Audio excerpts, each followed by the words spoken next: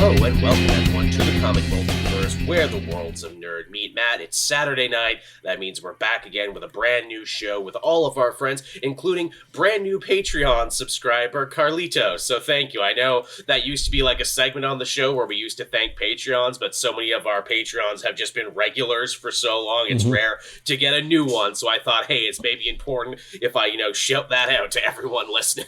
Yes, thank you, Carlitos. Thank you for your donations. Yes, for your patronage. You help keep the lights on. You help make sure that the show sounds nice, that we do it every week, and that I can pay Matt for all the hard work he does running the back end of this show and everything. It's not nearly enough. We should really pay him more. I don't need to be paid more. I just press buttons. Yes, but they're very important buttons. You make the magic happen. Look, okay, maybe we can't pay him in money, but maybe we can pay him in jewels, fine jewels. Jewels, yeah. That's our new initiative for 2024, the Comic Multiverse, the Jewels Initiative. Rubies and Chaos Emeralds. Exactly. Yeah, they just gave me all these jewels. I don't know what to do with them. Oh no, then we have to deal with the fact, are some of these blood diamonds? I mean, statistically, some of them would have to be, right? Are these cruelty-free? Are these range-free jewels? I don't know, man. I know. How you been, Matt? How's your week been? You sound a lot better than you did this time last week. Yeah, no, I feel a lot better. I still got a little bit of exhaustion, but I'm probably going to have that for a little bit, just because that's a thing COVID does to you. Yeah. But no, yeah, like this last week has been so much better than the week before, and I'm so glad that I've just gotten rid of it all. It wasn't fun having it. I didn't like having it. No, I bet it sucked ass. Again, Yeah. I had it once, and again, I had a different symptom every day of the week, and then I had to take care of everyone else in my house because it completely cut through the place, and so I got it and everyone else got it. I'm the only one in my household who got it. Really? Yeah, I hadn't had it yet, so I went through the entire pandemic without getting it, so I got it now, and yeah, but everyone I interacted with, no one had it, and I just I don't even know where I got it from. That's wild. But picked it up from somewhere. But hey, on the upside, you know what? Now you got I think it's 6 months of resistance to it, so now you can just run around and do everything. You can get door handles, Hell yeah. I can do that again. Have people breathe in your face now for 6 months. You're good to go, man. You're basically invincible, from what I understand. Nice. And I got my medical PhD from the finest, from the finest Central American medical school. Yeah, I learned all I know off TikTok. All those TikToks, Karens telling me to do that sort of stuff. Took my horse wormer, and I'm good. Yep, I got my horse paste. Goddamn, when people look back at this era of history, we're going to have a lot to explain, aren't we, about how stupid this time in history is. And you go back even further, and it's I'm pretty sure during the days of tuberculosis and other pandemics, there were anti-maskers and people acting stupid. Oh, yeah. But at least they got to burn those parts of history and be like, no, we didn't. No, we didn't. No one saw that. That wasn't us. Now people talk it into their phone. Now it lives forever because everything lives forever on the internet. Yeah. On Al Gore's internet. Never forget. Yes, he invented the internet. It's a series of tubes that he invented.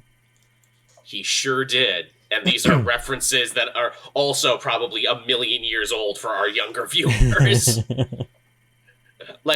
You know what, Matt? Our show's quickly becoming like Saturday Night Live, where you go back and you watch an old sketch, and it's oh yeah, a lot of this was really timely and really topical. Like that bit about binders full of women. Then you watch it now in 2024, and it's I kind of remember what that was a reference to, but what the fuck was that a reference to? Yeah, and it's that was only 4 years ago, 5 years ago. Yeah, exactly. That's the trouble with trying to be topical, is that you also got to be good while being topical, because if not, a lot of your shit just feels a million years old. Yes, as Robot of the Sea reminds us, during the Spanish flu, they would have coughing parties, and now, Matt, you can have coughing parties now, again, finally. Hell yeah. Hell yeah, 2024, the year of the coughing party. Bring it back. But yeah, my week's been pretty chill. Again, I'm planning for my trip there on the 20th that I'm going to take there. I want to make sure I have everything in order. I'm a real nervous traveler. I've never had a problem, probably because I obsess over it for like 4 weeks leading up to said trip. Yeah, you got like the minute by minute itinerary, everything double, triple checked. Yeah, I get exactly the same, especially when I'm going to a place I have not been before. Exactly. And again, I've been to Toronto plenty of times, but I've never been to like this side of it. So I'm like, okay, I got to make sure the GO station's here, and I got to make sure I can walk, and I got to make sure I get lots of data on my phone so I can get an Uber. And there's going to be surge pricing around that time, so I got to make sure I have a little extra in my account because I might have to fight other people for it. And I'm like, is this good or is this bad? Because I know I've seen other people who are like, no, man, I just booked the trip and then I just go and whatever happens, happens. Yeah. Those people are psychos.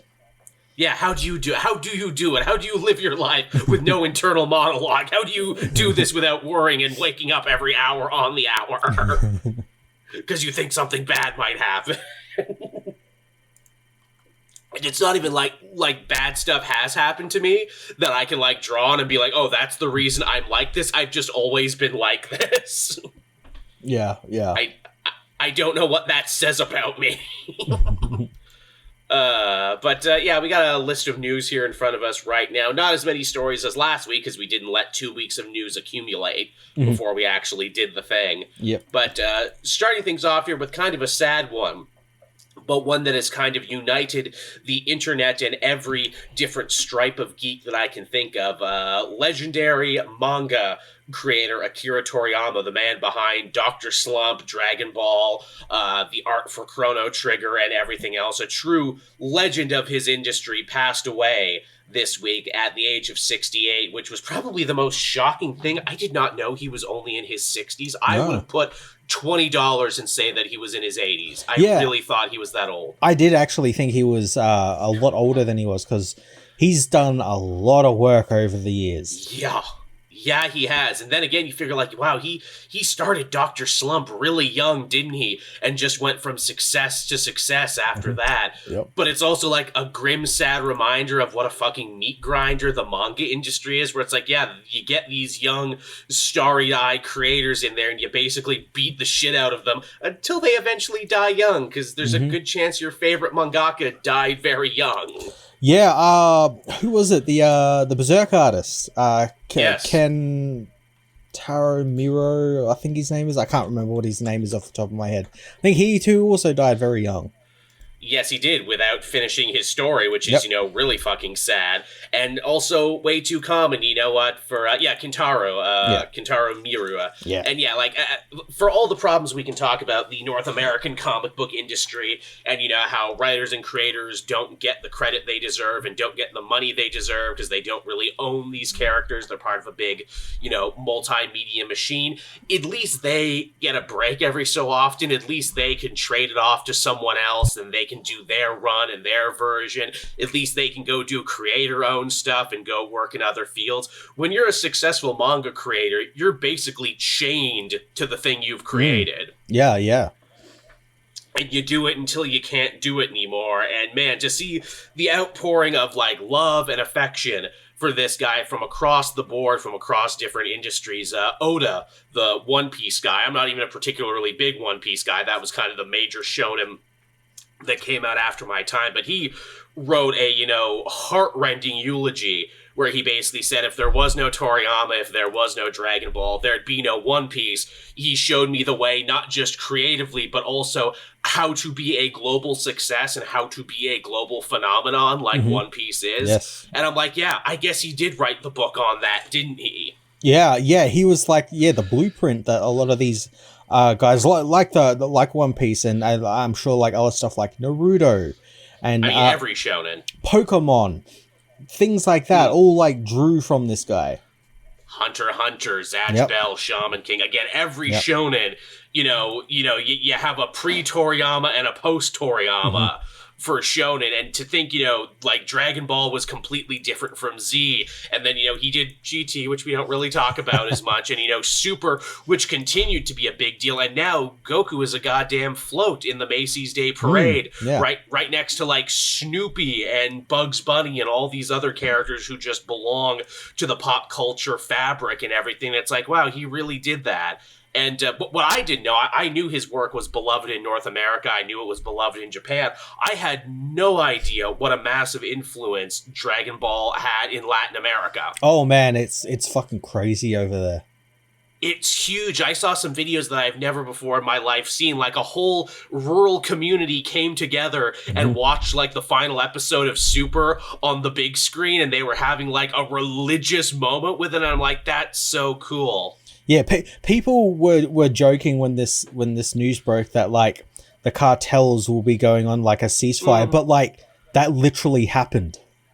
Yes, apparently I looked into this because that was such a crazy thing to hear. Apparently in certain parts of Latin America, cartel violence plummeted immensely during the nights that new episodes of Dragon Ball Super aired on Toonami, because all the soldados were there watching it. And I'm like, that's amazing. And like, it's something that they probably shared with their children because their fathers and brothers grew up watching the original Z. And apparently the thing in Latin America is they got the uncut Dragon Ball stuff, not the censored versions that here we got in North America. So like it was never really viewed as just a kid thing. Like it actually had more of a mass appeal. And I'm like, that's really awesome, actually. Nice. And I can't believe I didn't know that. And man, just like all the love and all the affection pouring out for this dude and his work, you really got to stop and you got to think to yourself, man, I hope he knew how beloved he was. I think he did. I think so too. I think he was pretty in touch with like what was going on in like the zeitgeist with his work. Absolutely. And, you know, a guy who, for the most part, pretty damn uncontroversial career. Yeah, we could talk about Mr. Popo and being like, yeah, that was based on, you know, some pretty racist artistic ideas there. But, like, Popo was like a character that people liked. He wasn't like a joke character. He wasn't like, you know, being cruel. It's just, you know, hey, I based this on some art stuff that's maybe not so cool anymore. And if he did it again, I like to think that, you know, he probably wouldn't have done it that way. No, not at all. And I mean, hey, again, I mentioned Bugs Bunny and everything too. Hey, there's a lot of unfortunate Bugs Bunny stuff as well we don't talk about. Yes. And again, too, where it's like, you know, hey, was Toriyama good when it came to writing women? I'm like, well, you know, the main character of Dr. Slump was. And I mean, you know, clearly the man had a lot of love and affection for Bulma when you stop and think of all the stuff that character did and continued to do, even when other characters from Dragon Ball got thrown by the wayside. You know, hey, Oolong, hey, Yamcha, hey, everyone who was important in this first run and then wasn't anymore as soon as we introduced power levels. Yeah, well, I honestly think like his women characters just got better and better, because then you get characters like Android 18. This is true. Android 18, who is really great. Again, what is it? Chile from the new Broly movie. They're like, hey, let's actually introduce a character. She's great even in that last movie when Toriyama even gets a little self-referential with himself when, you know, Goku and Vegeta apparently have the greatest battle ever that you never get to see, and all the male characters are crying and are moved because it was so powerful and so amazing. And Chile's just like, I don't get this at all. And I'm like, you're every wife and girlfriend who got dragged to this. You're a character for them. Good on you, Toriyama, for being self-referential. KT helped us out in the chat here. Toriyama created two of the greatest black characters in fiction, Piccolo and Vegeta. Yeah, I love that we all just across the board agree. Yeah, of course Piccolo is black. He's an alien slug. He's an alien slug man from Namek, but he's definitely a black man also. Yeah. You know, he was a hood menace back in the day. Then he did a 2-year bid, you know, started wearing the turban because he joined the Muslim Brotherhood, and now he's mentoring, you know, other young fatherless kids out there like Gohan, and doing so becoming his real father. Which that's another debate for the age there. Is Goku a good dad?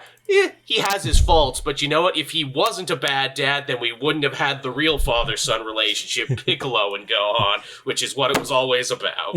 Sometimes he has a pretty good excuse for not being there, like maybe he was dead or he was off, you know, saving the universe or something. Again, I think it was a Plague of Gripes who said it, where it's like, you know, Goku was neither a good father or a bad father, he just is a father, you know. Yeah, is what it is. You know, so sometimes he puts too much of himself on his kid. He projects a little too much. Sometimes he is absent, but he tries when he is there. And that's something. But yeah, so R.I.P. Toriyama, dude left behind, a whole body of work that will never be forgotten. A body of work that you can say is truly foundational to so many people. You know, he created a world, he invited us all in to share it, and it's a world that will continue. And you know what, I'm wearing my Frieza Force hoodie tonight for just nice. that reason there. Nice. Again, you know, I hope he knew how beloved he was, because, you know, he will definitely be missed. And yeah, everyone just naming off stuff in the chat here. Blue Dragon, Sandland, which is actually getting a video game just now, which is wild to me. Yeah. So that's good stuff. And you know what, hey, let's keep him in our memories there, and you know, let's use him to, you know, spark our own fires to create our own worlds that, you know, the next generation can play in. Yeah, I think that would be very nice, and I think that's how he'd like to be remembered. Now, moving on from there, we got a ton of X-Men news, Matt, which is wild because this Krakoa era is supposed to be winding down, but it feels like they keep announcing new things before it's over. It's like they've realized that, like, oh shit, we didn't get to like this pile of scripts during the Krakoa era, so we'll just put them all out in like what's it now? March, April, May, June, July, the 4 months until the reboot. It really makes me wonder where it's like, did they think this was going to go on longer? Was it not originally their idea to wrap it up?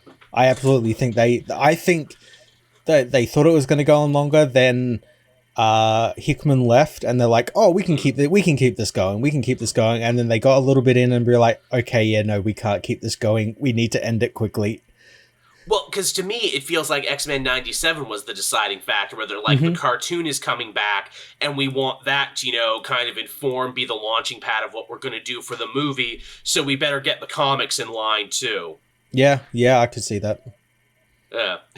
Robot of the Sea again in the chat saying, well, you know, if we want to talk about Goku, we gotta rate him on a curve when it comes to Saiyan fatherhood. Yeah, fair enough, I guess, when we stop and look at all the other fathers in his culture. I guess he's doing pretty good by comparison. Let's look at his own father. Let's look at Bardock, yeah. Yeah, I guess he's doing a little better. Even a little better than retconned Bardock, too, when they actually canonized that story. But yeah, so we got 2 brand new X-Men projects that they've announced. One is called Heir to Apocalypse, which is going to be a 4-issue miniseries from Steve Foxe that is going to see 12 different X-Men. Looks like Laura's there and a few others fighting to, I guess, take his mantle, to take the mantle of Apocalypse. See, this feels like it was meant to be like a Krakoa era event. Probably. Think if X-Men wasn't meant to be finishing up in July, this would have been like the July event. Yeah, because like it feels like they left a lot on the table with Apocalypse and his wife, Genesis, because it seemed like they were building up to a big war. They're like, did that happen in X-Men Red? Did Genesis go and start making war on them like she said she was going to? Not to my knowledge. Okay, so yeah, I guess they left that one on the table. And yeah, Heir to Apocalypse, because technically not even Apocalypse is called Apocalypse anymore. He took on a different name. Yeah. I forget what that was because it was so long ago now, but yeah, Apocalypse said he was going to have a different name. Yep. Also, what is it? Ewing was supposed to do another X-Men book that's also coming out, and it involves Jean. They announced that one a while ago. There was the cool cover where it was her in the snow, and her blood looked like the Phoenix and everything. That's another book we're getting. God damn. I know, and apparently that one is meant to tie up all the loose ends from Immortal and all the other stuff that Ewing was working on. Yeah, I mean, to be fair, like, I mean, I'm not reading that Jean Grey book if that's even still going on, but, like, she technically still hasn't come back in the main timeline. Like, she's still dead.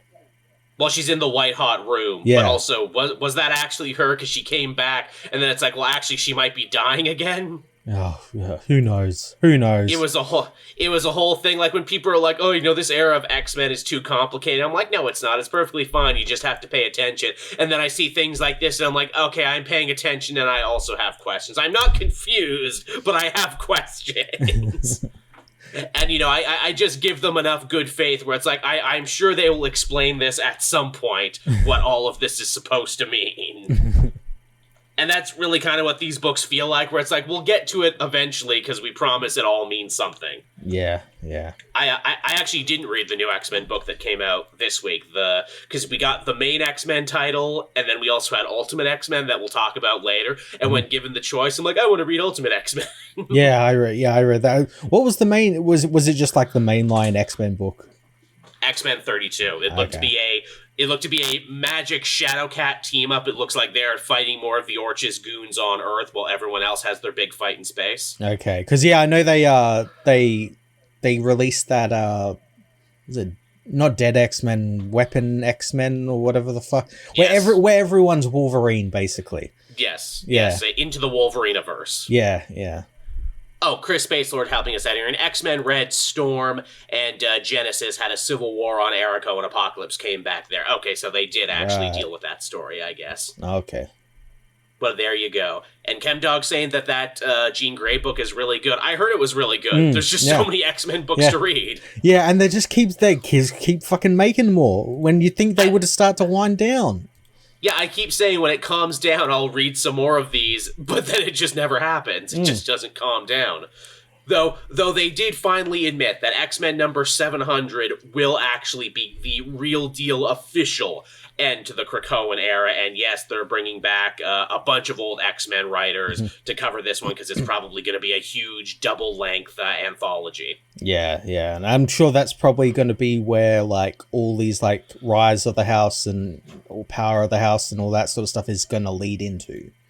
Probably, and yes, Claremont is coming back for this, too. Nice. Again, they haven't announced if Hickman's coming back, but wouldn't that be nice if they could get Hickman back for this? I would assume they would, like, they'd ask him at least, like, hey, you started this era, do you want to, like, put a period on it? Yeah, would you like to literally write the final page? Would you like to write the final word? That's what I would say. Yeah. Wonder if his Doctor Doom special will have anything to do with Krakoa in it. Because, I mean, for all we know. Doom mutants and everything, and... Yeah, because Doom has his own X-Men team now, which they said was going to be important, but hasn't become important yet. No, it hasn't picked up yet. I assume that they're like going to be like the elves in Lord of the Rings. Oh, the Doom X-Men, they're coming to help us. There was like a brief mention of them in like Rise of the Powers of X from Dr. Stasis, but like that's it. Yeah. And yes, the cover for X-Men number 7 by Pepe is indeed pretty beautiful. It is. It's very cool. Yeah. Evil Beast, they actually dealt with Tevi. Again, I haven't been reading Weapon X. Or not Weapon X. Whatever the one person. Yes, X-Force. I've been reading X-Force, but apparently they did deal with it, and they apparently just had a backup Beast in a tank somewhere, so they actually were just able to get good guy Beast back. Yeah, the non-war crime Beast is in the tank. And I'm sure some people are like, oh, that's bullshit, they just had a backup, but in my mind, I'm like, this is fine. This is fine. You've all resurrected a million times, you might as well just resurrect the non-evil one. Yeah. That's fun. I really wanted to do a whole video about, like, the moral breakdown of Beast, because I think there's so many great chapters that you could pull from to be like, look, he didn't just start acting evil because of Krakoa and X-Force. It actually has been a really long slide to get here. Yeah. From, like, acting as a collaborator with Emma Frost in Secret Empire, to being the guy that Xavier himself chose to take his place on the Illuminati because he knew Beast would make the cold, logical decisions that no one else could make. Yeah, which is even funnier considering because Hickman did the Illuminati and Beast wasn't on it. Yeah, I know, right? Until he got the chance to do it again, because actually that was in Hickman's Secret Avengers, I believe, because that was right after Xavier died, and he took up his place. Yeah. So yeah, I mean, there's lots of different things you could point to. Now moving on from there to some Black Label news, which I know we don't talk about so much, because Black Label news just basically breaks down to, oh, hey, look, a new Batman. New Batman, yeah. Last week we talked about that Robin book, Boy Wonder, and this week we got another one that actually piques my interest. It's Zatanna Bringing Down the House, a brand new Black Label series courtesy of Mariko Tamaki. Yeah, she's finally getting to write probably something that's not going to be, like, meddled with. Yeah, that's my big thing. I'm like, oh good, it's a Black Label book, which means no one can hijack it and take it away from her at the very end. We do say that, but there's always the chance where it could be like, oh, and then suddenly Batman's now in this book. Man, if they do that and this actually ends up being a secret Batman book, I'm gonna be pissed. I would love her to do that and just like run with the thing where it's like, oh, Batman doesn't understand magic, so he hates it, and he's just like terrible at magic through the entire book and just can't seem to like get onto Zatanna's level. That would be pretty funny. Get like super meta about it, like Batman keeps trying to hijack this story from Zatanna, but she won't let it happen. Mm-hmm, yeah. Just make it like super self-referential. But yeah, I'm actually down for this. Again, make it Black Label. That means you can do some, crazy, gross stuff with the magic. And also, too, more Zatanna stuff. Zatanna's one of those characters I'm shocked who doesn't always have an ongoing. Exactly, right? She's so beloved, she could definitely be a pillar of the DC universe, and yet never is. No. I mean, come on, she's magic. She's a Vegas show magician who uses real magic in her act. What's not to love? Yeah. It's good shit. Now, after that, our last piece of news here actually involves Superman. My Adventures with Superman ended earlier last year, I believe. We really loved it. Again, it caught on like wildfire. Adult Swim actually turned out to be the perfect place to put it in the perfect time slot, and we saw a lot of people really get into it. Well, season 2 is still being worked on. We're actually going to be getting a whole comic series that's going to be bridging the gap between season 1 and season 2. Yeah, I'm really looking forward to this, and it seems like a no-brainer. Right, yeah, I'm totally down for this. I'm down for all of this, and I think that, again, if they market this one well, they'll be shocked how well this one can sell, because they have given people the perfect inroads into the DC universe. Now, let's put a comic in their hand. Yeah, it's been written by the show's writer, J.C. Campbell, as well. Well, there you go. Then, obviously, that tells me that the stuff that happens here will actually be honored in the show. Exactly, which is really exciting. I am so down for this. I am so in for this. Be sure to pay attention to the channel, because I can't wait to cover this, actually. Yeah. Isn't it just nice to have people be super stoked and super invested in Superman? I know, he's so good, and like a good Superman as well. It's a nice feeling, isn't it? Yeah. It's a nice feeling to have people be totally in on Superman, unlike other people who gave interviews this week. I'm glad you saw that stuff. Here's the thing. I didn't watch it. I only saw people talking about it in clips. It's like, Zack Snyder on Joe Rogan. I'm like, I can't imagine anything I'd like to watch less. Yeah, I really can't. Oh, wow. What? You don't want me to click it? Oh, wow. Yeah, exactly. I'm like, if the options were this or get kicked in the balls, I would take the kick to the balls. Because at least a kick to the balls sucks for a couple minutes and then it's over. That one, I'm like, let me guess, he said some stupid stuff, and then I saw a bunch of headlines, and I'm like, yep, I guess he did. Yep. Real stupid shit. Yep. Spoken like a man who's not involved in this anymore.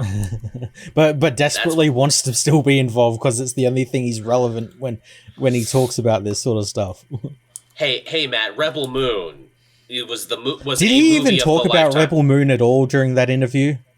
I think I vaguely remember him saying that he's doing like a director's cut of Rebel Moon. That's because that's his only option now, to do director's cut of films, even when they don't need one, because to stay relevant.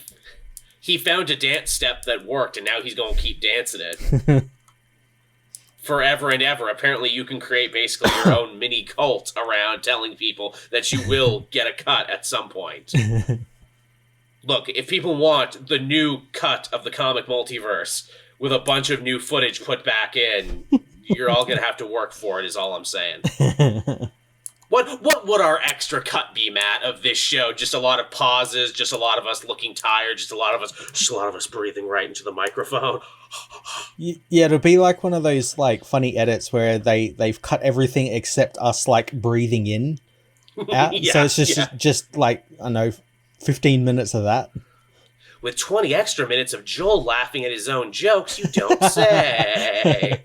Only 20 minutes, really? Yeah, I know, right? It must have been a slow day that day. Yeah, tell me about it. As the chat saying to you, if you wanted a good interview, listen to Michael Rosenbaum interviewing Nicholas Hoult. Yes, it was a great interview. Yeah, I don't listen to the Rosenbaum show every time, but whenever it comes across my For You page, it's usually pretty great. It is. It was really great. That was a great one. And also, oh, hey, look, it's 2 generations of Lex Luthor hanging out with each other. How about that? Yeah, and we're at the point as well where like the newer Luthor is like saying like, hey, I cited Michael Rosenbaum's Lex Luthor as like my inspiration, which is really cool.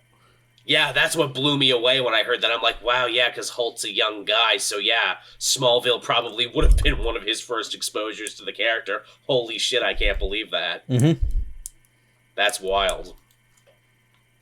I guess from there we can hop over into what we read this week, and there wasn't a ton of books this week, but what came out was ultimately pretty damn huge. Where would you like to begin, Matt? Well, let's start with Ultimate X-Men. Yes, Ultimate X-Men #1. Can the new Ultimate Universe go 3 for 3? We loved Spider-Man. We were really surprised by Black Panther, and I think I speak for both of us when I'm like, yeah, they did it. They went 3 for 3. They went 3 for 3, but this one will absolutely, and I've already been seeing it, will absolutely filter people. Yes, it already has. I've seen a bunch of people throwing hissy fits. This is a comic book, this is anime. I'm like, it's a little of both. It can be both. It can be more than one thing. Oh, why are they implying that mutants are magical? Because it's the Ultimate Universe and they can do something different. And also, as we have seen from the Maker's Cabal, there's lots of other mutants here who are the more traditional mutants. I got people that were upset that it was a mutant like Armor and not someone like, Wolverine, or a more popular, like an obvious choice. And I'm like, no, it's good that they're doing like mutants who are somewhat lesser known or don't really get the spotlight. Absolutely. That's more interesting.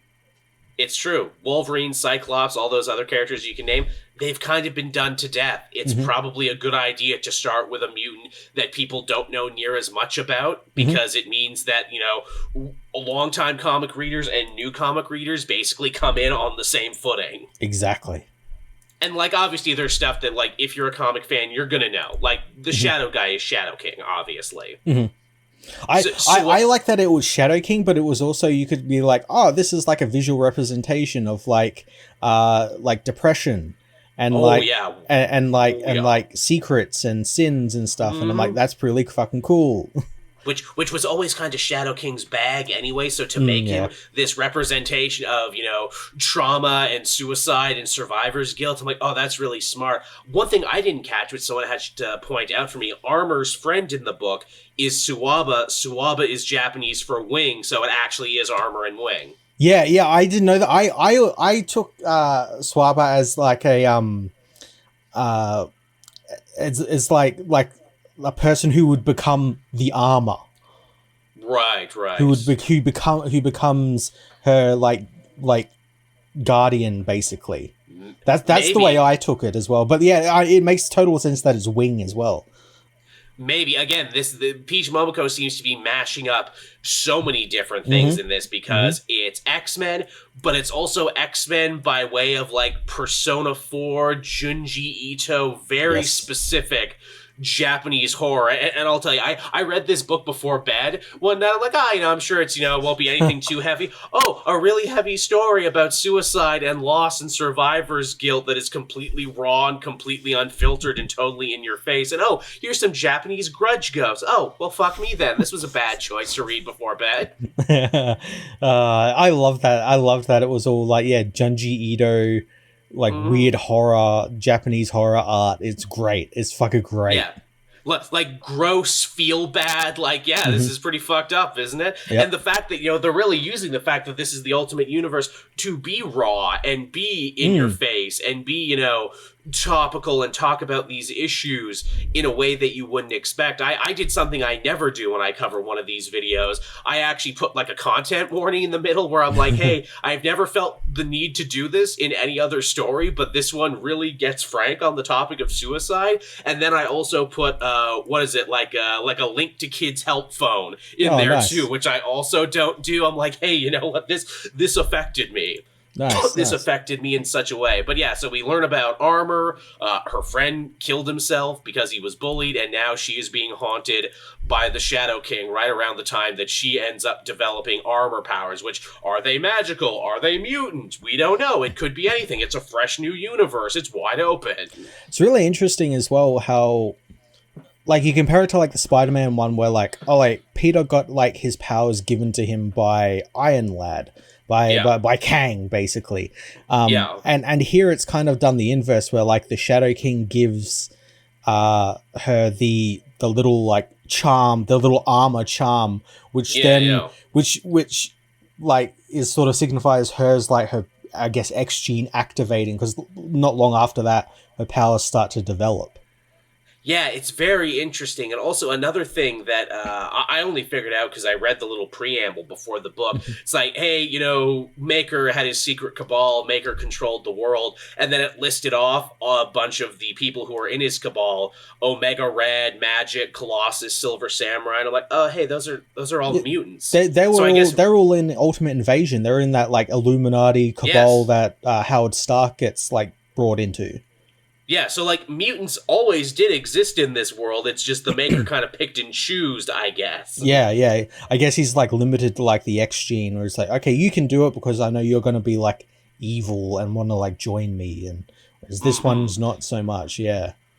Right, because, you know, with Armor activating her powers, it's also, you know, classic mutant stuff, too, where, you know, powers manifest at puberty under great stress, and she is, you know, at a certain age, and she is feeling a lot of stress, and to see it, you know, manifest as, like, a result of horrifying terror and everything. I'm like, oh, is this going to be the thing moving forward now, that, you know, your powers can only activate under something like that? It's this first issue asks so many amazing questions. It really does, and yeah.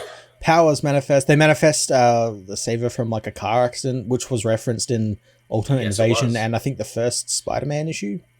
Yes. Yeah. Also, as many people are quick to tell me, yes, the new armor looks like a stand power. Yes, it looks like the thing from Naruto. Yes, you're right. Yes, it does. And also, they make it work story-wise, because the Shadow King is really mad at Hisako, saying that, you know, oh, you got to live this, you know, great life, but your friend didn't. You know, you're trapped. You're trapped in a carapace, or armor, if you want to call it that. And I plan to rip you out of it. And it's only, you know, when she tries to stand up for herself, does the armor end up manifesting and actively protecting her. And I'm like, yeah, man. Yeah. This is storytelling and art going hand in hand, and I'm like, well, I guess it makes sense because Peach Momoko is writing and drawing it. Yes, it is one of the few writers, one of the few artists who makes a good writer as well. Usually, it's like one or the other. I mean, they don't really let writer artists do it as much as they did. No. Even Chip Zdarsky now, who's killing it as a writer, broke in as an artist, and I forget that sometimes that he can also draw a really fucking good book too. Yep. Because it's like usually you got to pick one or another. Are you a writer? Are you an artist? But yeah, this one was wild, and more than anything, it did not feel like any other X-Men book. It certainly didn't feel like any of the Krakoan stuff right now. And I have to imagine going into this, they had to wonder, like, okay, what's our angle with X-Men? Because for Spider-Man, it was obvious. It's Spider-Man getting powers now as an adult. It's an allegory for a midlife crisis. Boom. That makes perfect sense. We'll just do everything the main book isn't doing. For Black Panther, it's a little different. It's, you know, okay, what if Black Panther stayed king and got a little disillusioned, and, you know, the whole politics of the world is messed up because the Maker divided the world in this new version of continuity, so how does he deal with that? With X-Men, obviously they weren't going to do the old Ultimate Universe thing where, oh, they were created in test tubes, you know, they were created by the government, which I still think was probably one of the worst ideas from the old Ultimate X-Men, and why that book never gelled with me for numerous reasons. Here, again, to be like, okay, well, Krakoa is doing so much right now, how do we really upend the wheel in this one? It's like, oh, well, we changed the genre completely. It's an anime manga horror story now. It won't even feel like a superhero book. It won't even feel like a Marvel book. You'll feel like you picked up an indie book when you were reading this. Do you reckon they're going to continue? Because obviously, I don't think we're going to stick with Armor through this entire series. I think we're going to branch out to Probably other.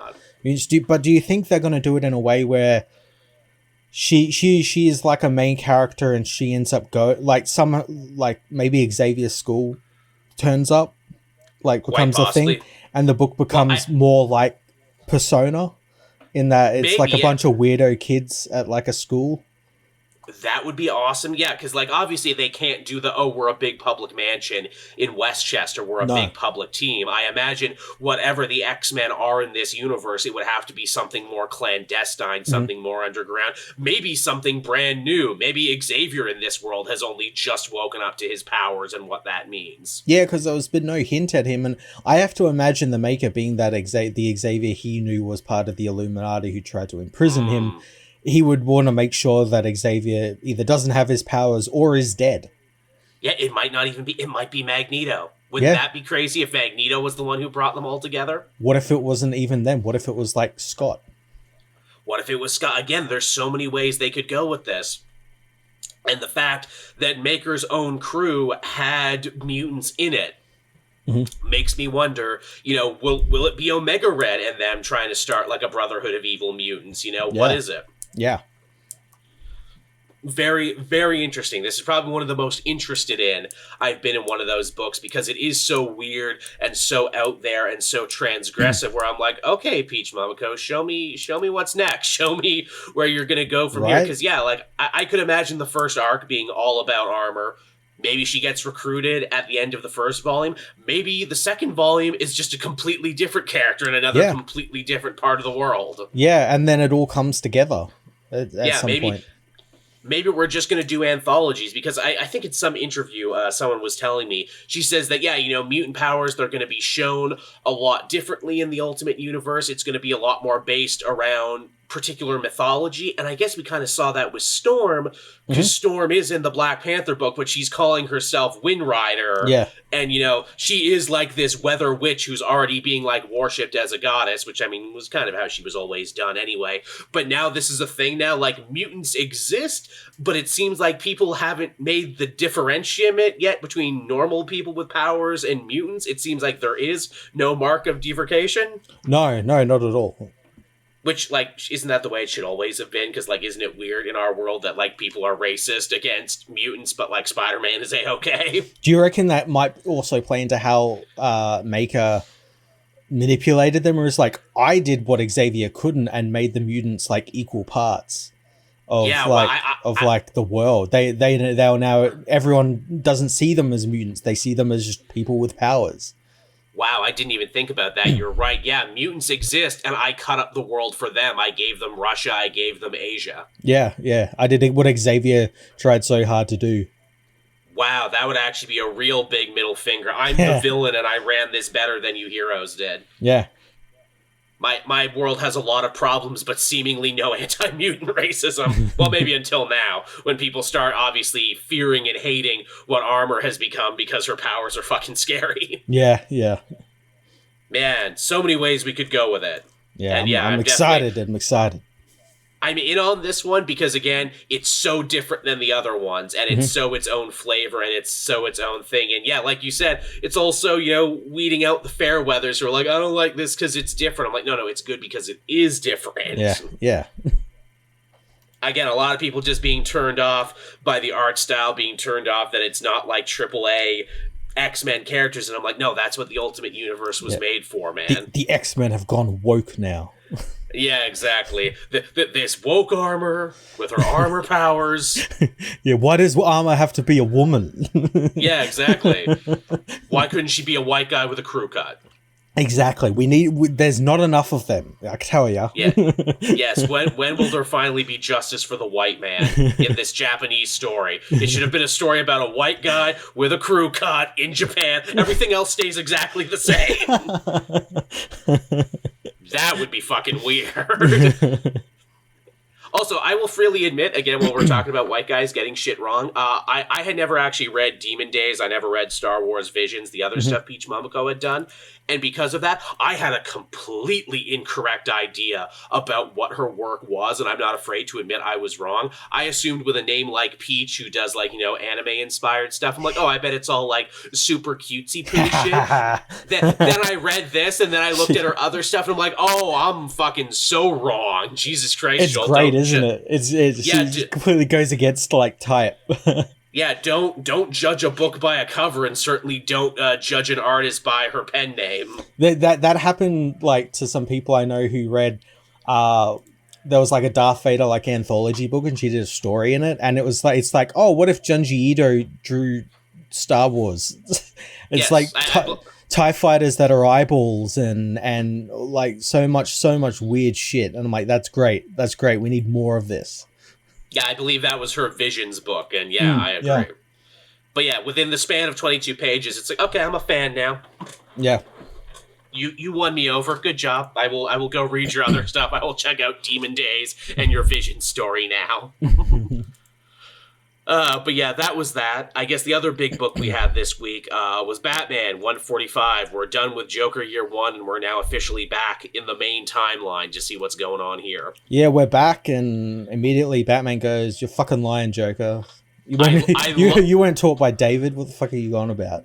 I fucking love that. That's one of my favorite Batman reactions, because you just imagine he's been sitting there for the length of 3 issues waiting for Joker to tell this story, and him being like, how did you know all that stuff about Gordon that you weren't there for? Why was there a big, long Gordon diversion in your story?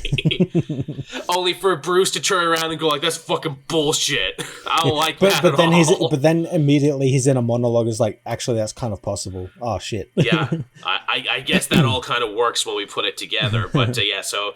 It's a two-pronged story. Batman needs to escape the prison of Zur-En-Augh, which we discover is actually under the old Blackgate Penitentiary. Mm-hmm. Fitting, if you're going to put a prison anywhere, you might as well put it inside another prison. Yep.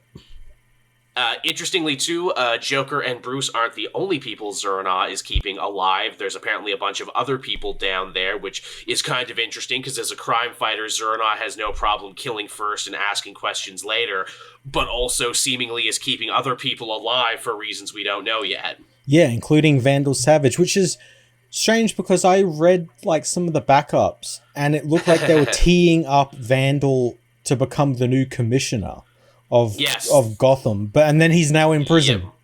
Yep. A lot of this issue reads like that. A lot of this issue reads like, hey, remember Gotham War? Remember how you hated it and we set up all this stuff that people didn't like? Mm-hmm. Well, Zur-En-Augh's failsafe tears it down in the span of 22 pages.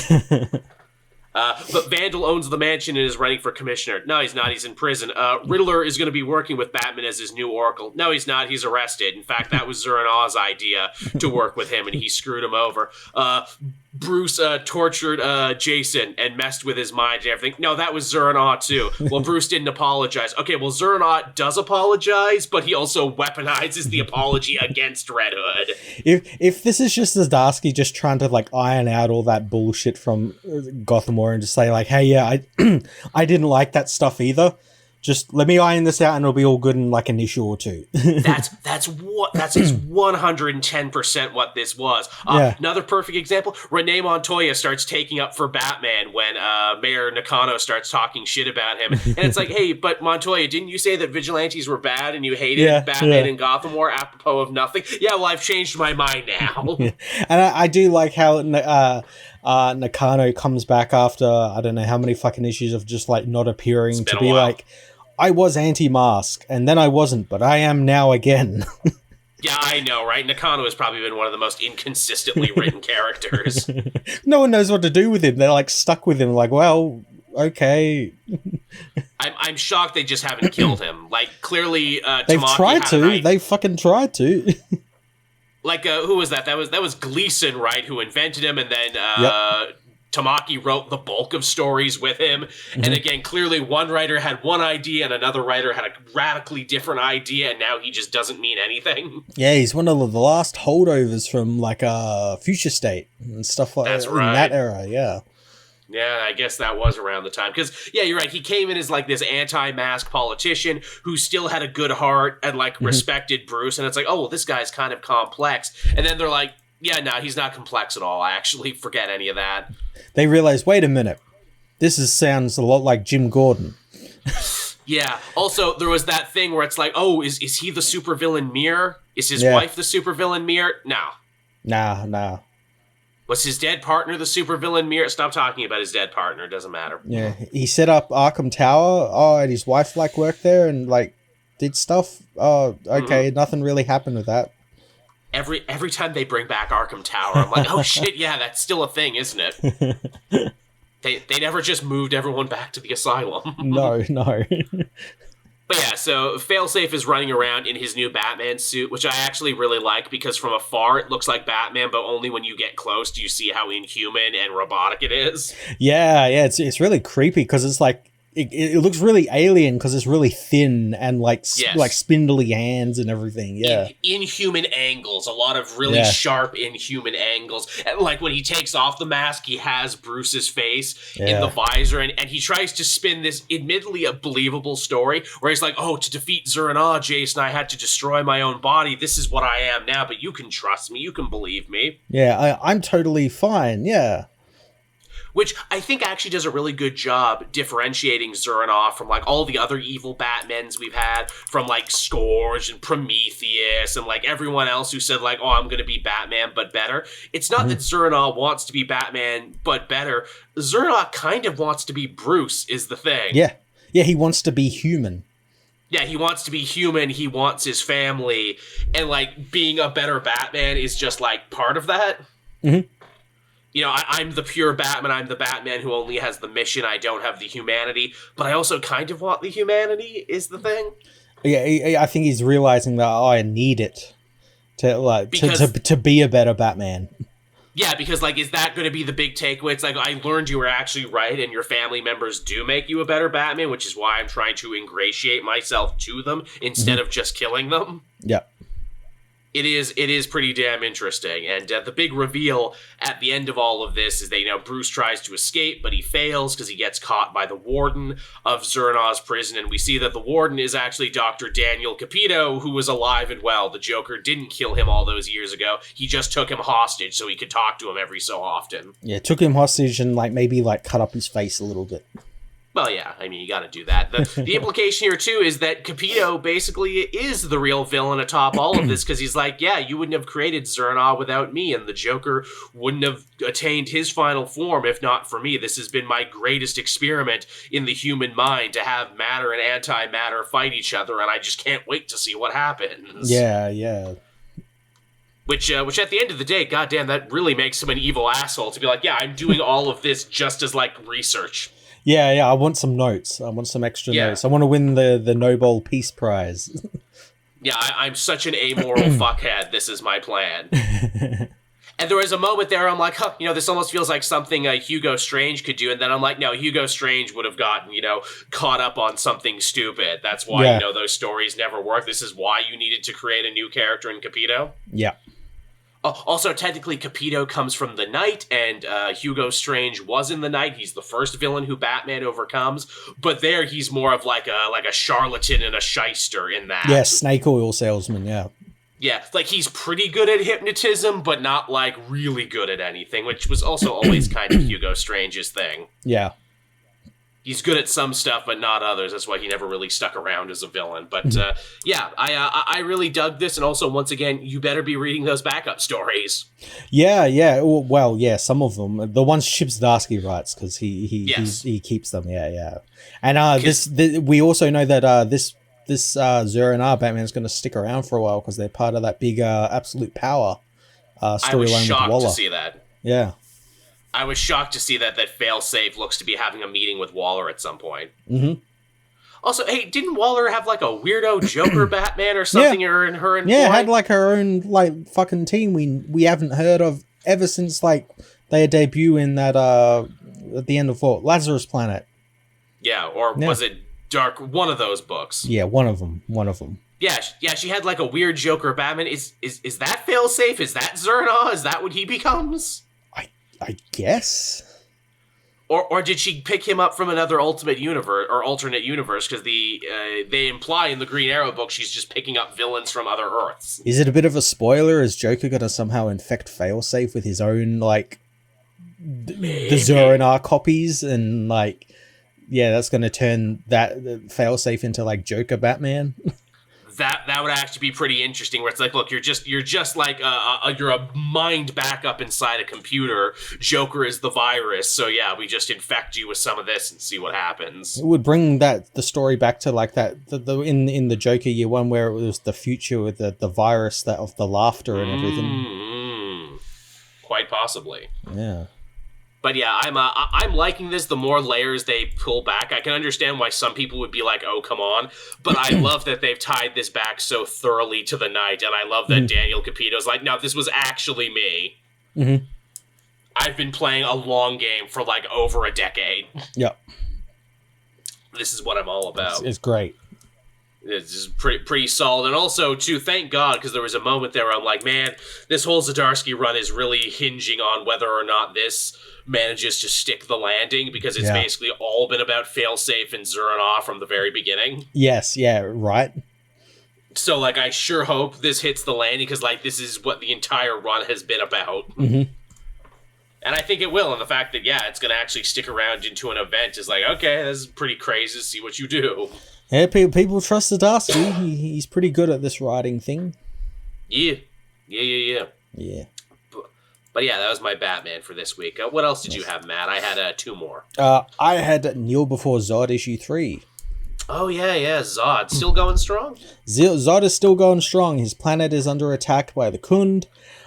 So him and Ursa end up splitting up to fight on 2 fronts. And most of the book is just them like completely obliterating the Khund war parties just because they're Kryptonians.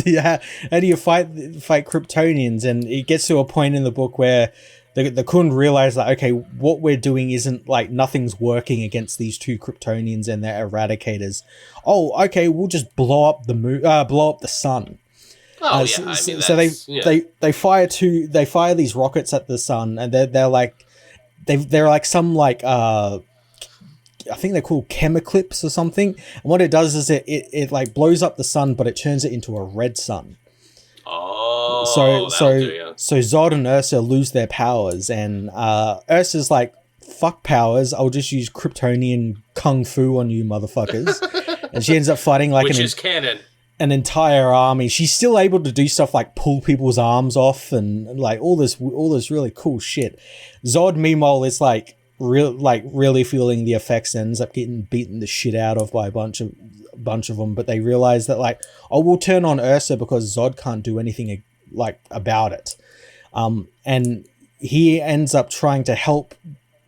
He gets a little bit of his powers back, and he ends up going to try and find her because he knows she's going to need help.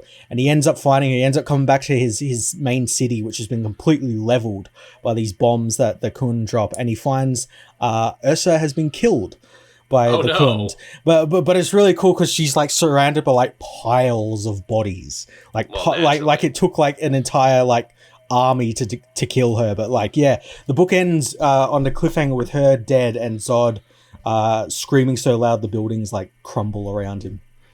Well, shit. Yeah, it's like an angry Zod, a Zod who was like, because the whole thing from the book from now on is Zod has been disillusioned with like where his role in the world is now. Yeah, you were saying. And I'm sure this is going to be him like, oh, this is going to like bring back the old Zod because now he has an anger. He has like revenge on his mind now. Yeah, now you pissed me off. Yeah.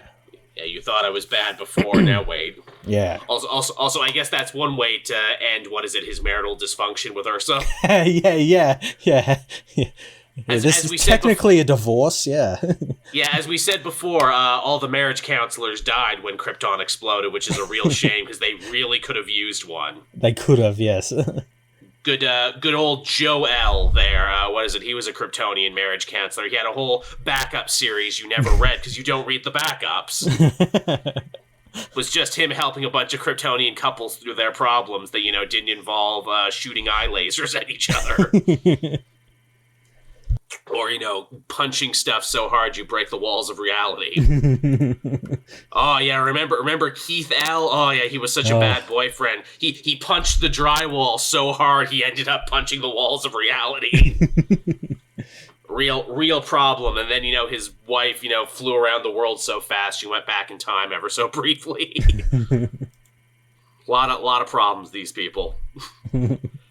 Now, I know it's a good relationship that doesn't have a lot of problems. What's that? It was the Spider-Man book I read this week. Oh, okay. I know it's not Amazing Spider-Man. I know that.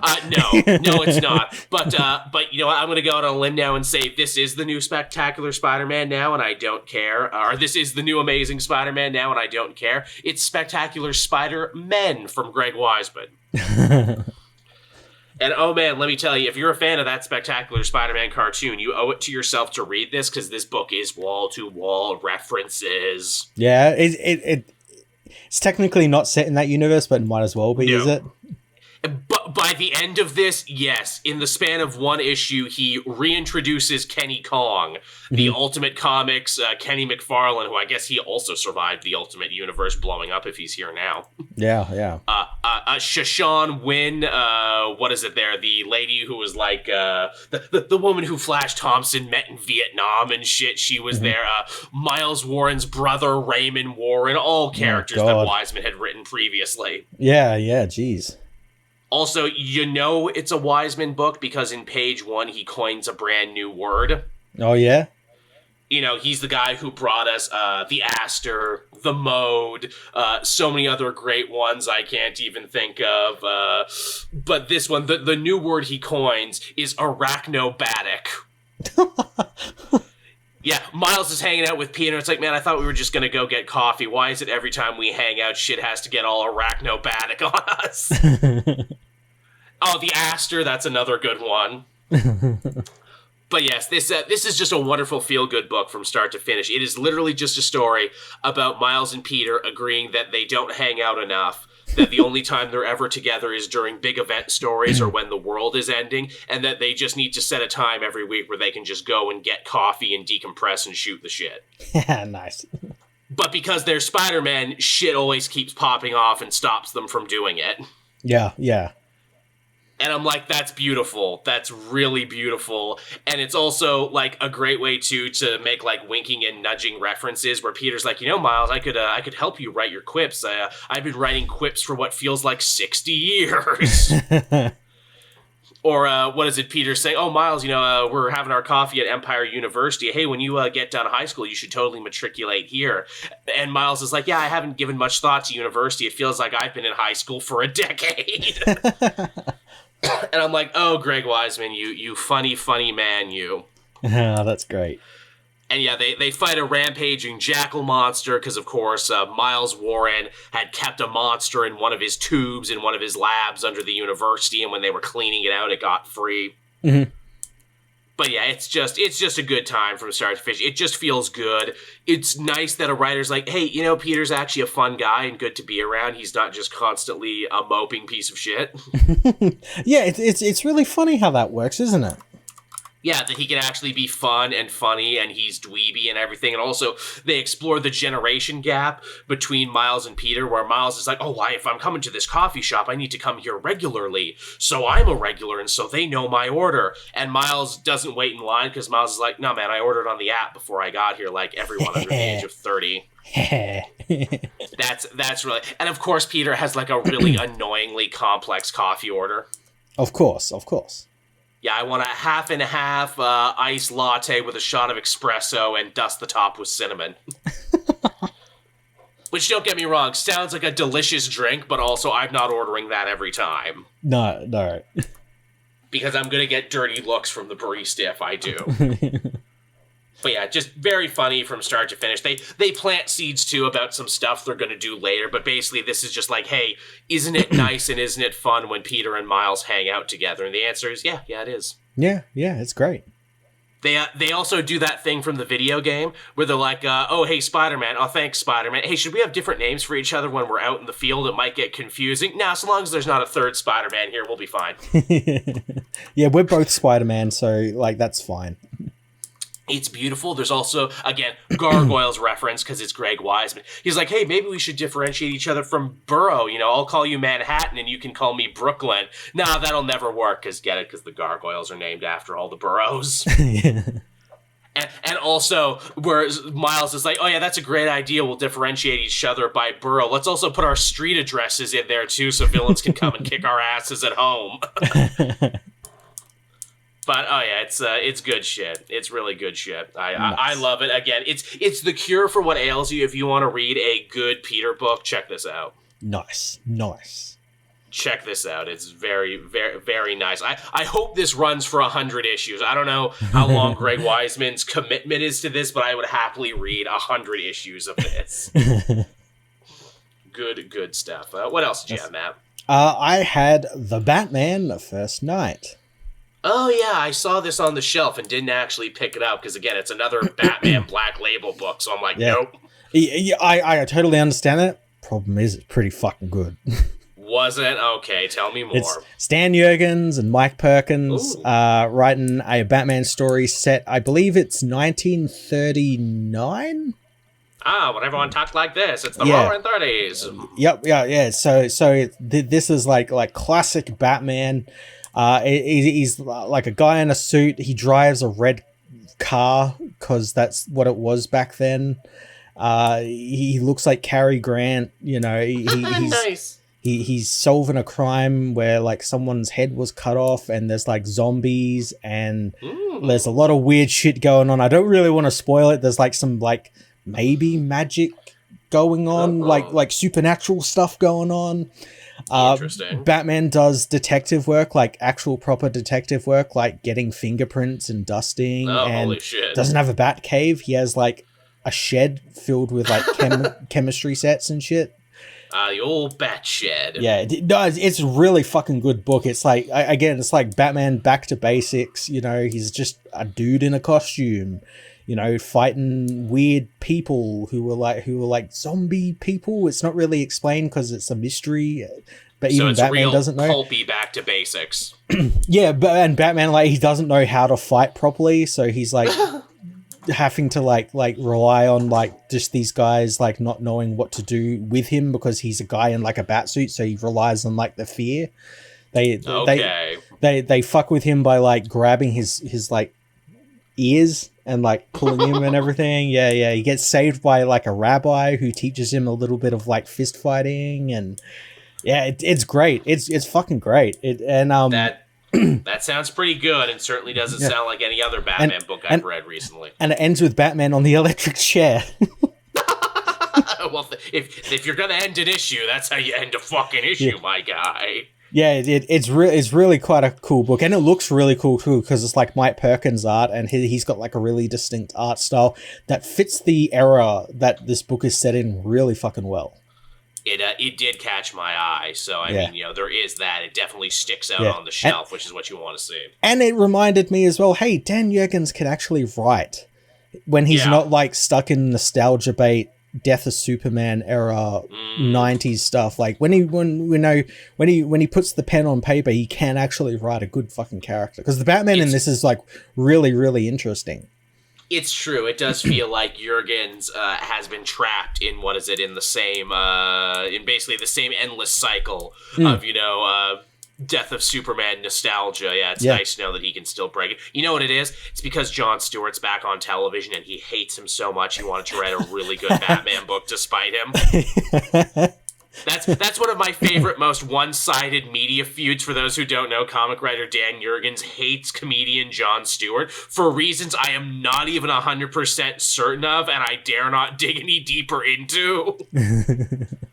But for some reason, he really seems to hate him. And for a second during his rant, I thought he hated Jon Stewart, the Green Lantern. I'm like, why does he hate the Green Lantern so much? What a weird thing. Like, oh, he's talking about Jon Stewart, the comedian. Well, that's even weirder. What if it was like he did hate Jon Stewart, the Green Lantern, but like then like realized like, oh, no, he's all right, but I won't say that. I'll just say I hate the comedian Jon Stewart. That'll be fine. That'll be fine. I've never met the man, but I'll just say that. If that was the case, then you know what? You're a genius writer, Dan Jurgens, for being able to change it on the fly. No. I don't hate the character. I definitely hate the comedian. Yep, that's why. Yeah, he's just lucky that they have the same name. Yeah, really.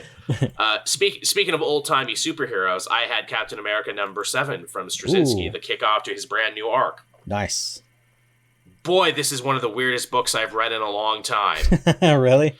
Oh yeah, someone in the comment section said that this feels more like a Captain Britain book than a Captain America book, and I kind of can't shake that from my mind. Okay. Because it's Steve like you've never seen him before. He's celebrating the fact that he defeated Asmodee, the demon, in the last arc. He's living in his childhood building that he's bought and restored and everything, and he's kind of sitting there marveling over his work, and then a mysterious woman bathed in light appears and says that her name is Lyra and that she knows Steve, where he's been, what he'll do, and how his life will ultimately end, and that she needs his help. And Steve's like, well, that's weird to just come out of nowhere like that. And, you know, I've been dealing with a lot of weird magic shit, so sorry if I don't help you. And she's like, that's fine. You'll come to the meeting place at midnight. Here's a piece of paper with nothing written on it. And so Steve tries to spend the rest of the night not thinking about this meeting. Him and Falcon watch a movie, which is great. They have beers and watch a movie. And it's clearly meant to be a superhero movie because they're sitting there being like, man, you know, these CGI-heavy action scenes really take me out of things. We as real-life superheroes, they should start, Hollywood should start contracting us to, you know, give them insight into how these fights would actually look. Yeah, if this movie had Wonder Man on its cast list, it would like be a lot better because, you know, Wonder Man's an actual stunt performer. Man, how have they not actually done that? A book where Wonder Man just acts as obvious. like freaking acts as reference to all these superhero movies. Yeah, I think that's like literally what the Wonder Man TV show is going to be. He's like a stunt performer, yeah. That's fine by me. Sam has to leave, which means that Steve will actually end up making the meeting by midnight. And the letter changes and tells him, oh yeah, come here. Yes, you can leave your bike on the street. They won't tow it. And then it only gets fucking weirder and trippier from there. He walks into a magical cabaret called The Front Door, where a lady with butterfly wings shows him to his seat.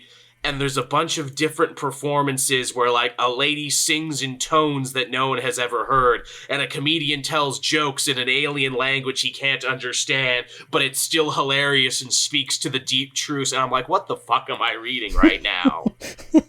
Is this even a Captain America book? And eventually, Cap goes backstage, and he ends up walking into a destroyed city where he's already wearing his costume. And Lyra reveals herself to be an angel, I think? An angel, or perhaps some other form of a mortal, maybe even an eldritch being. And she's like, I'm an angel in charge of keeping track of life. You defeated Asmodee, the devil, who is actually the right hand of my brother, who is my polar opposite. He is also an angel/ancient being, but he is in charge of death. And he never used to be evil, but you see, after World War II, at the Holocaust, and the creation of the nuclear bomb, you as humans just got way too good at killing each other, and it drove him fucking insane, and he lost his mind, and now he wants to destroy everything. Oh my god. And I have called you, Captain America, to help me because you defeated Asmodee and your shield absorbed so much magic energy. Now it's like a completely clear crystal, and you need to use this to defeat my brother because even just to look upon him will cause a mortal man to lose his mind as well. Yeah, that's awesome.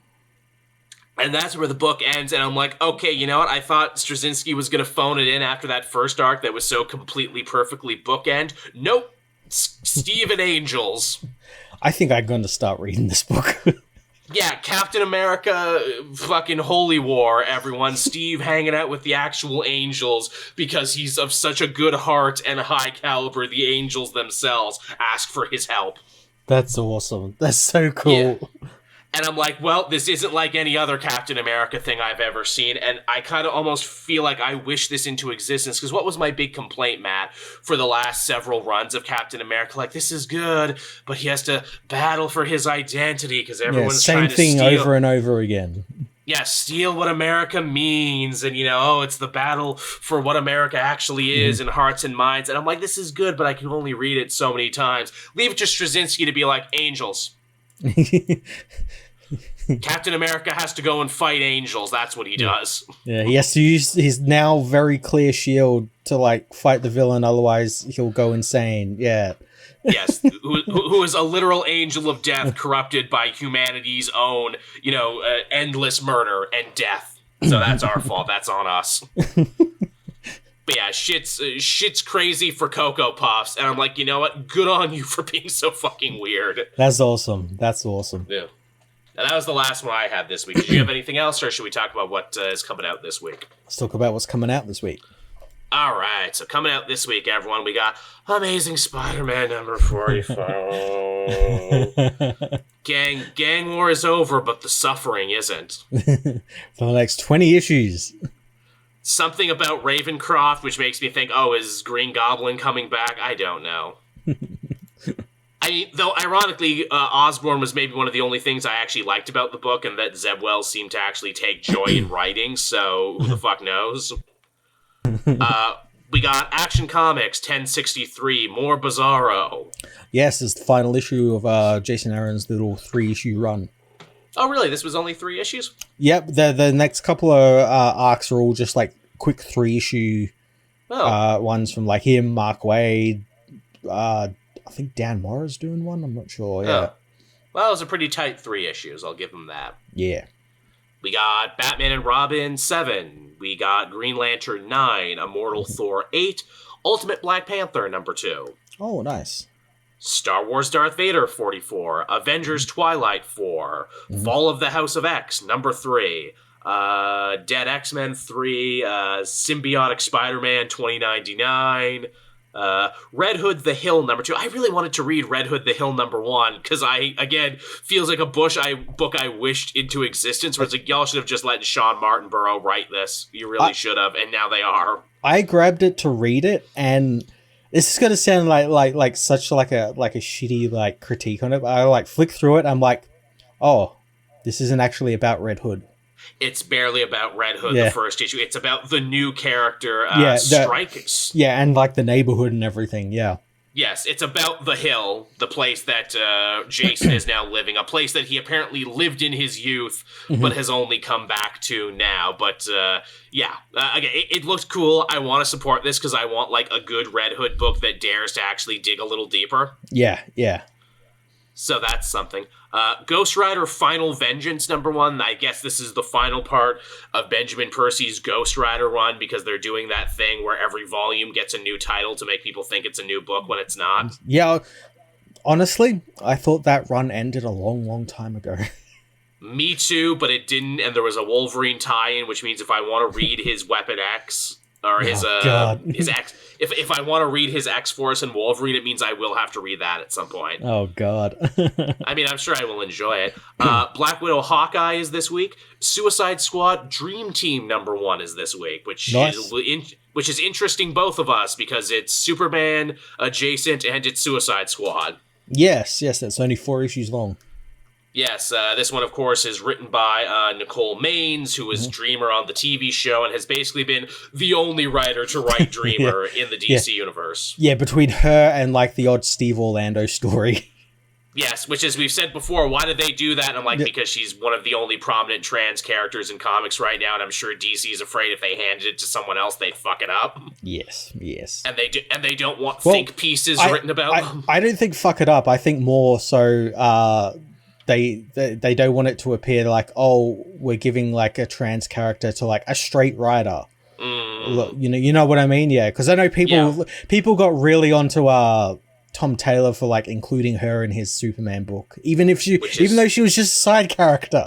It's so weird, and like, look, I can understand being protective of the characters that represent you, and especially the characters that historically have been shafted when it comes to the writing process. But it's like being part of a universe means being part of a universe, and that means eventually someone else is going to have to write you. Limiting who writes certain characters limits the characters themselves.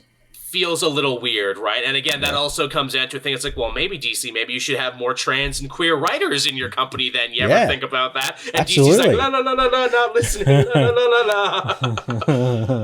No. We got Speed Force 5. We got Sinister Sons number 2. Star Wars The High Republic Adventures 4. God damn, this is a big-ass week. Oh, God, Batman Dylan Dog is this week. Yeah, another Dylan Dog tie-in. I saw that as, like, there was like, a house ad in the back of, like, an issue I read this week. I'm like, really? They're doing another one of them? Dylan Dog is still a thing? I know, right? I remember back when we worked at Name Redacted, the Dylan Dog movie was new, which means people had to finally, like, care about Dylan Dog, or at least be like, what the hell is this about? Yeah. Is it as popular as it is outside of... Is it from, like, Italy or something? Italy, yeah. Yeah. I don't know, but apparently it's popular enough to get a team up with Batman. So there must be something there, and hey, good on them. Not everyone gets to team up with Batman, so you must be doing something right. Good on you, Dylan Dog. Again, someone tell me about it. That's your homework, everyone. Read Batman, Dylan Dog, and then you tell me about it. I know usually it's the other way around. I read books and tell you about them, but now you got to tell me about the book. Again, it's a bold new thing in podcasting where I get you to do my job for me. It's great. It's a great new thing. I discovered it. I invented it. All right, everyone. I guess on that note, we can start winding the show down. Again, thank you, everyone, for coming and watching and hanging out with us and spending your Saturday with us. We really appreciate it. As always, Matt and I try and get this up on Patreon as soon as we can. So if you want to watch the video version of this, that's how you do it. We're not uploading the show on the main channel anymore. We're uploading it on Cape Joel Extra. Yes, I know we haven't done that in a bit, but the plan is now that Matt's feeling better, I'm going to try and get up on that, and I'm going to try and have a backlog episode up maybe every 2 weeks. Yeah. Still, being a patron is the best way to see us. Seeing us live is the best way to see us. And if you can't do that, every Wednesday I try and launch the audio version of the show, which sounds really nice now because I'm recording backup audio and Matt's editing it all together to make sure it sounds as best as possible. That's usually Wednesday, and you can find that on Spotify. You can find that on Google Podcast. You can find that on iTunes is where you can find that. Yeah, yes. They keep saying Google Podcast is going away, but it hasn't gone away yet. Oh, it'll take a minute. It'll take a minute. Which is a shame because I like it. Again, I moved most of my shows over to Spotify, but still. Yeah. All right. So thank you, everyone, for watching and listening. We hope you enjoyed it. Thank you, KT, for the donation. It's always very appreciated. Every little bit helps in this crazy YouTube game. And yeah, Matt and I will be back again. Maybe not next week. I'm going to the AEW show on the 20th, which means I'm going to have to backlog work to be gone for the 2 days I'm not going to be here. And Matt might have something on the 17th. So if we're not here, I'm going to try and have something up on Patreon for everyone to enjoy. Cool. And again, I'm probably, because I actually have a good new phone now that actually takes like the 4K video and everything, I might actually try and do like a little travel log. So maybe that's what you'll get on Patreon. Maybe I'll do another solo podcast where I record a spec script that didn't get bought. Which happens now. So again, either way, you'll get something. So check that out. We'll be back again next